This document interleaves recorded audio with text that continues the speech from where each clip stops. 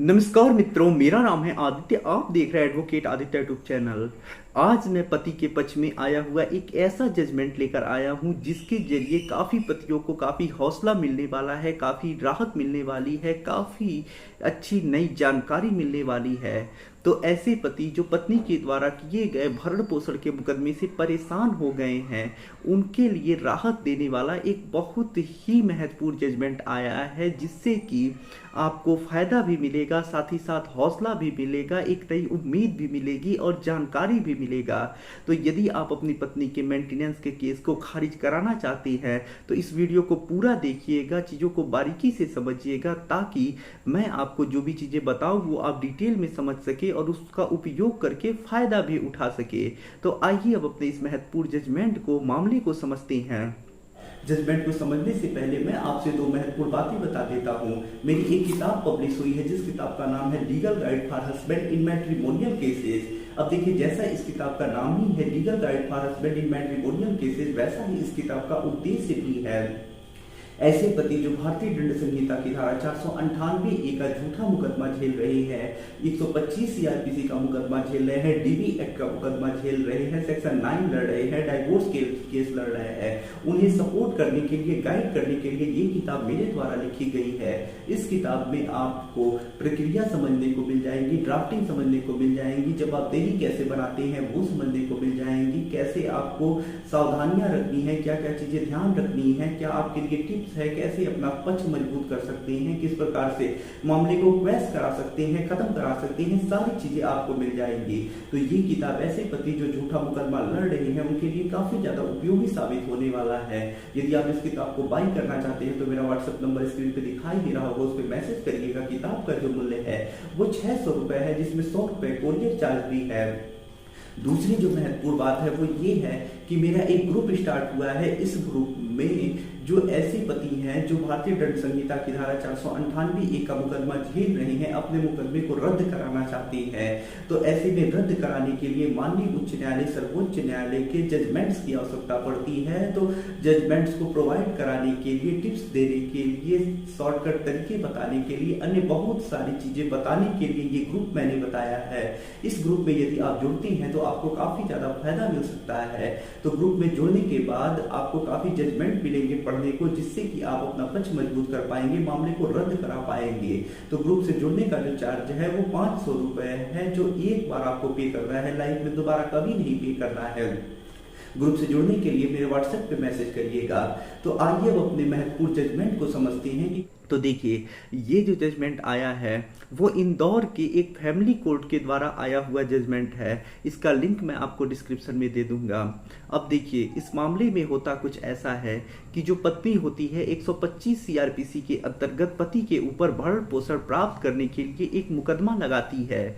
उसके बाद जो पति होता है मुकदमा लड़ता भी है और साथ में विवाह विच्छेद के लिए डाइवोर्स का मुकदमा दायर करता है। जब पति विवाह विच्छेद का मुकदमा दायर कर देता है तो उसके बाद जो पत्नी होती है उस मुकदमे में भरण पोषण प्राप्त करने के लिए हिंदू विवाह अधिनियम की धारा 24 के अंतर्गत, यानी section 24 of Hindu marriage act के अंतर्गत भरण पोषण प्राप्त करने के लिए प्रार्थना पत्र देती है। जब जो पत्नी होती है भरण पोषण प्राप्त करने के लिए सेक्शन 24 के अंतर्गत प्रार्थना पत्र दे देती है, तो पति की तरफ से उस पर आपत्ति आती है कि जो पत्नी है खुद कमा रही है, पति से ज्यादा इनकम कर रही है, इसके बावजूद भी वो भरण पोषण मांग रही है और झूठ कोर्ट में बोल रही है, उसने झूठा शपथ पत्र भी दिया है। तो ऐसे में जो कोर्ट है पत्नी की डिटेल मंगवाए, और ऐसे में जो कोर्ट होता है 91 सीआरपीसी के अंतर्गत ये आदेश करता है कि पत्नी का जो बैंक डिटेल है वो मंगवाया जाए। अब जब जो कोर्ट होता है आदेश कर देता है, पत्नी का बैंक डिटेल मंगवाया जाता है, तो उसमें ये चीजें सामने आती है कि जो पत्नी है पति से लगभग 4 गुना ज्यादा इनकम कर रही है। जो पति है वो 10,000 रुपए कमा रहा है, लेकिन जो पत्नी है लगभग 40 से 45,000 रुपए उसकी इनकम है। तो ऐसे में पत्नी जो है शपथ पत्र में भी खुद को गृहिणी बताती है, बेरोजगार बताती है, प्रार्थना पत्र में भी खुद को गृहिणी और बेरोजगार ही बताती है। तो यहाँ पे जो पत्नी होती है कमा रही होती है, इसके बावजूद भी वो झूठ बोल देती है और साफ कह देती है कि कुछ नहीं कर रही है। लेकिन जब कोर्ट खुद डिटेल मंगवाता है, बैंक से उसका डिटेल मंगाता है, तो सारी चीजें सामने आ जाती हैं और ऐसे में पत्नी के प्रार्थना पत्र जो होता है भरण पोषण प्राप्त करने का सेक्शन 24 के अंतर्गत उसे कोर्ट रिजेक्ट कर देता है। तो यहाँ पे एक नई जानकारी जो निकल के आ रही है वो ये आप समझ लीजिए कि अगर आपकी भी पत्नी झूठ बोल रही है तो आप कोर्ट में 91 सीआरपीसी के अंतर्गत प्रार्थना पत्र लगा सकते हैं पत्नी का बैंक डिटेल मंगवाने के लिए या कोई डिटेल मंगवाने के लिए, जिससे कि आप कोर्ट में साबित कर पाए कि पत्नी अर्निंग कर रही है, या जो भी रेलिवेंस एविडेंस हो उसको मंगा के पत्नी के मुकदमे को कमजोर कर सकते हैं, खारिज कर सकते हैं। तो 91 सीआरपीसी का यूज करके आप चाहें तो पत्नी का डिटेल मंगवा सकते हैं और मुकदमे में अपना पक्ष मजबूत कर सकते हैं।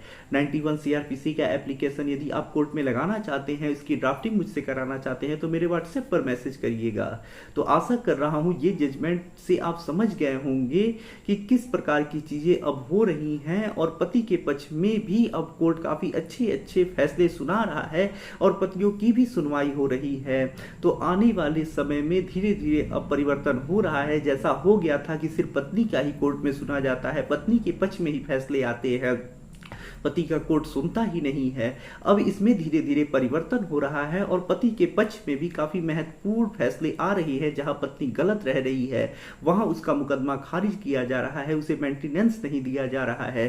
तो काफी कुछ ऐसी चीजें अब निकल के आ रही हैं जिससे कि पतियों का भी हौसला बढ़ रहा है और पति को लग रहा है कि हाँ फर्जी मुकदमा हुआ है तो इसका डिफेंस करना चाहिए, लड़ना चाहिए और अपना बचाव करना चाहिए और फर्जी केस करने वाली पत्नी को सबक सिखाना चाहिए। अब यहाँ ये जो मामला है इसमें पत्नी का जो मुकदमा खारिज हुआ है, उसने जो झूठा शपथ पत्र दिया है, इसके लिए पति चाहे तो 340 सीआरपीसी के अंतर्गत प्रार्थना पत्र देके पत्नी के ऊपर कार्यवाही भी करा सकता है, झूठ बोलने के लिए, झूठा शपथ पत्र देने के लिए।